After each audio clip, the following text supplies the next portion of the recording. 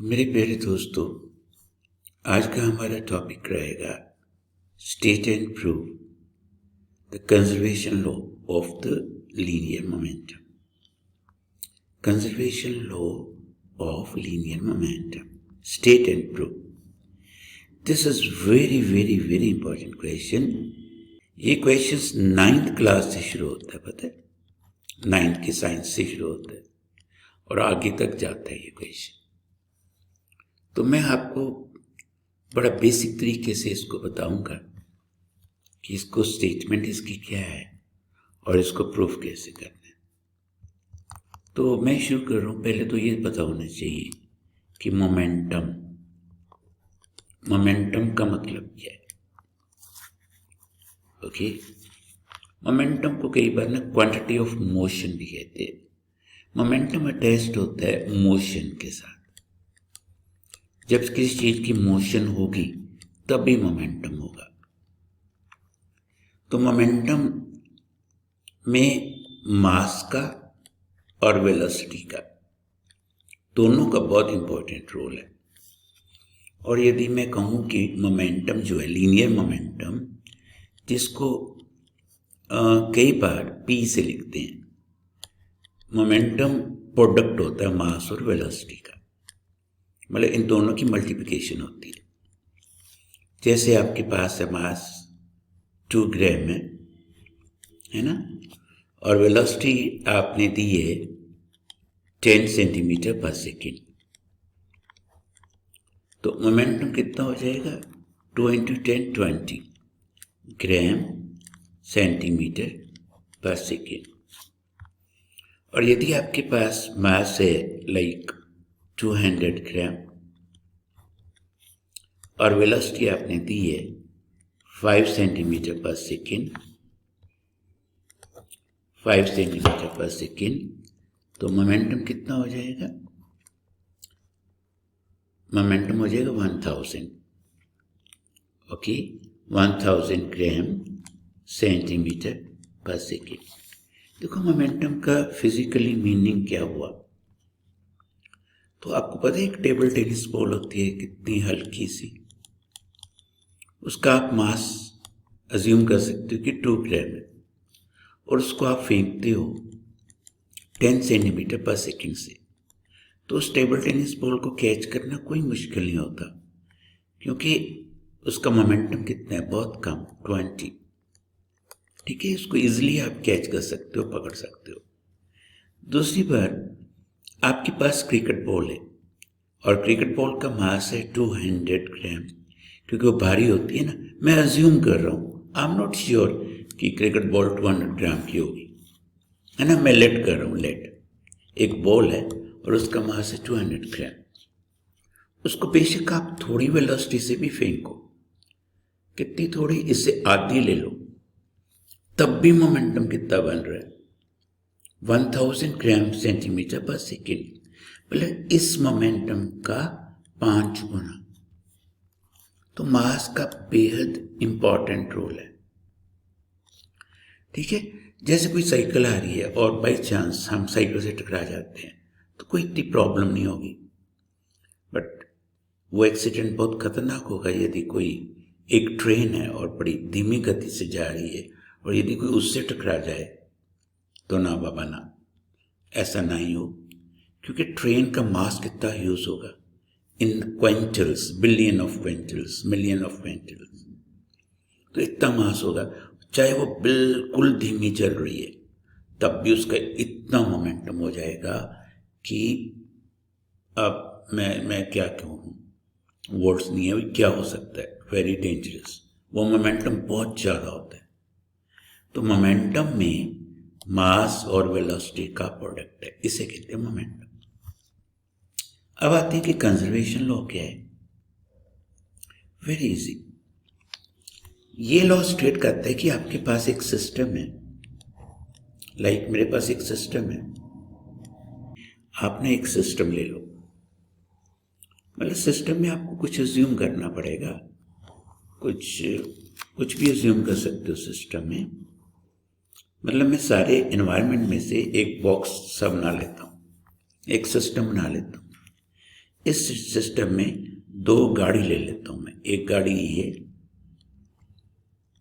ठीक है, ये गाड़ी काफी बड़ी है, मतलब इस गाड़ी का मास क्या है, कैपिटल M,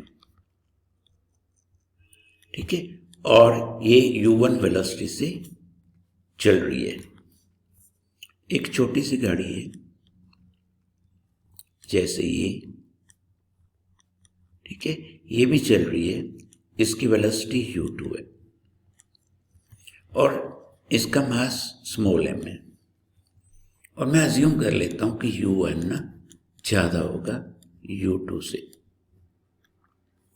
यदि u1 ज्यादा हुआ u2 से तो आपको पता ही है क्या होगा, एक्सीडेंट हो जाएगा। तो ये हो गया एक्सीडेंट, ठीक है, बड़ी गाड़ी टकराई छोटी गाड़ी से, मतलब इनमें एक्सीडेंट हो गया। तो जब एक्सीडेंट होता है तो क्या होता है, इसने, बड़ी गाड़ी ने इस पे फोर्स लगानी है F1। अब जो छोटी गाड़ी है, छोटी गाड़ी बेशक छोटी है बट वो भी तो धक्का मारेगी ना इसको, वो कितना फोर्स लगाएगी, F2। तो बड़ी F1 लगाती है, छोटी F2।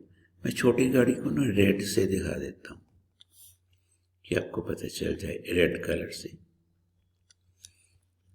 तो जब टक्कर हो गई, टक्कर को क्या कहेंगे, कोलिजन। उसके बाद में क्या होगा, उसके बाद में इनकी वेलोसिटीज बदल जाएंगी। जो छोटी गाड़ी है अब उसकी वेलोसिटी हो जाएगी v2, मास तो उतना ही रहेगा ना, मास में थोड़ा ना कोई चेंज आती है। और जो बड़ी गाड़ी है उसका वेलोसिटी बदल जाएगी, उसकी हो जाएगी v1, मास थोड़ा ना चेंज होगा, वो तो उतना ही रहना है। तो कंजर्वेशन ऑफ लीनियर मोमेंटम, पता है उसकी स्टेटमेंट क्या है, जो आप एग्जाम में सबसे पहले लिखोगे। आप लिखोगे कि linear momentum before the collision, total linear momentum before the collision. Total linear momentum में ये दोनों गाड़ियां आएंगी, बिफोर द कोलिजन कितना हुआ, वो mu1 plus mu2 is equals to conservation of linear momentum states total linear momentum before the collision is equals to total linear momentum after the collision। तो after the collision, sorry मैंने small m डाल दिया, ये capital M मास इसमें, तो मैंने यहाँ भी गलती की है, इसका मास स्मॉल m है। तो मोमेंटम कितना होगा, जो बड़ी गाड़ी थी अब आफ्टर द कोलिजन, वो होगा m, बड़ा M, capital M into v1 plus small m into v2, मतलब total momentum after the collision is equals to total momentum before the collision. ये आपको स्टेटमेंट एग्जाम में देनी है, लिख सकते हो ना इंग्लिश में, मुझे लिखने की जरूरत नहीं है ना, लिख लोगे। Total linear momentum before the collision is equals to total linear momentum after the collision. अब आते हैं इसके प्रूफ पे कि इसका प्रूफ कैसे करना है। तो चलो चलते हैं प्रूफ की तरफ। हम कहते हैं कि हमें ना न्यूटन का सेकंड लॉ पता है। न्यूटन का सेकंड लॉ पता है क्या कहता है, कहते हैं ना, न्यूटन का सेकंड लॉ ये कहता है, जो बड़ी गाड़ी है उसने फोर्स कितनी लगाई छोटी गाड़ी पे, F1। ये देखो, जो बड़ी गाड़ी ने फोर्स लगाई, धक्का मारा छोटी गाड़ी को, तो न्यूटन का सेकंड लॉ ये कहता है कि जो छोटी गाड़ी है उस पे इसका क्या असर होएगा। उसका असर होएगा न्यूटन सेकंड लॉ के मुताबिक कि छोटी गाड़ी का मोमेंटम चेंज हो जाएगा। तो कितना चेंज हो जाएगा, फाइनल मोमेंटम कितना था, mv2 माइनस कोलिजन से पहले कितना था, mu2, और ये कितने टाइम में ये चेंज हुआ ना, हम पता क्या कह रहे, कोलिजन कितने टाइम के लिए हुई, t टाइम के लिए। तो नीचे आपको टाइम लिखना पड़ेगा, क्योंकि न्यूटन का सेकंड लॉ पता है कि force equals to rate of change. Rate का मतलब डिनोमिनेटर में टाइम आता है, force equals to rate of change मतलब डिनोमिनेटर में time, rate of change of momentum. तो किसका, छोटी गाड़ी का। क्यों हुआ छोटी गाड़ी का मोमेंटम चेंज, क्योंकि बड़ी गाड़ी ने फोर्स लगाई इसलिए, वेरी सिंपल, ठीक है, ओके। अब आ गया हुआ, ऐसे हम कहेंगे F2 को मैं डिफरेंट कलर से लिख लेता हूं। F2 क्या, फोर्स किसने लगाई, छोटी गाड़ी ने, किस पे लगाई, बड़ी पे। तो इफेक्ट किस पे होगा, बड़ी गाड़ी पे ना। तो फोर्स छोटी गाड़ी लगा रही है, धक्का मार रही किसको, बड़ी को। तो बड़ी का क्या होएगा, मोमेंटम चेंज होएगा। तो फाइनल मोमेंटम कितना है इसका, mv1, ठीक है ना, sorry m capital minus initial कितना था, mu1, कितने टाइम में चेंज हुआ, t टाइम में, नो प्रॉब्लम, वेरी सिंपल। तो हमने F1 लिख लिया, F2 लिख लिया। अब आपने पता है क्या कहना है, आपने कहना हमें पता है न्यूटन का थर्ड लॉ क्या है। न्यूटन का थर्ड लॉ है action and reaction are equal and opposite. इसको आप एक्शन कह सकते हो F1 को, इसको रिएक्शन कह सकते हो, इक्वल तो है ही है, इक्वल, माइनस का मतलब ऑपोजिट, मतलब F1 फोर्स इस तरफ लग रही है और F2 फोर्स इस तरफ लग रही है। तो minus mean opposite, action reaction equal and opposite. तो मैंने ये हुआ कि ये F1 इस F2 के इक्वल होएगा विद नेगेटिव साइन, ठीक है। तो यदि ये इक्वल है विद नेगेटिव साइन, तो क्या मतलब हुआ, मतलब हुआ कि ये भी इक्वल होंगे, this equals to this with negative sign, okay, ठीक है ना। आपको कहना है left hand side F1 equals to F2 with negative sign, that mean right hand side also. तो मैं लिख रहा हूं कि ये M, चलो मैं रेड कलर से लिख लेता हूं, ठीक है।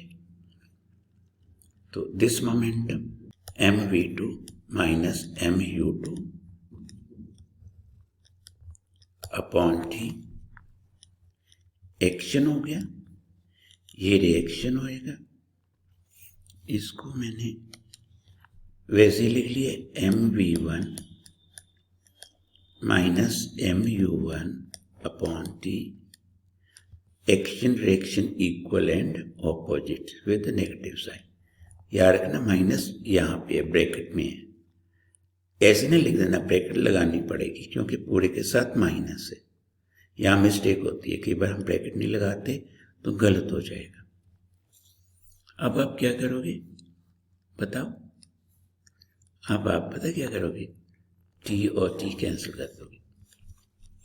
नाउ ओपन द ब्रैकेट, ये ब्रैकेट ओपन कर दो, ठीक है। तो क्या बनेगा, mv2 minus mu2 equals to, ये तो माइनस में, ये प्लस में आ जाएगा, ब्रैकेट खोलोगे ना, माइनस माइनस प्लस, तो mu1 प्लस में आएगा माइनस mv1। तो अब हमें पता क्या करना है, ध्यान से देखो, u1 वाली टर्म्स को एक तरफ करो, v1 को एक तरफ करो।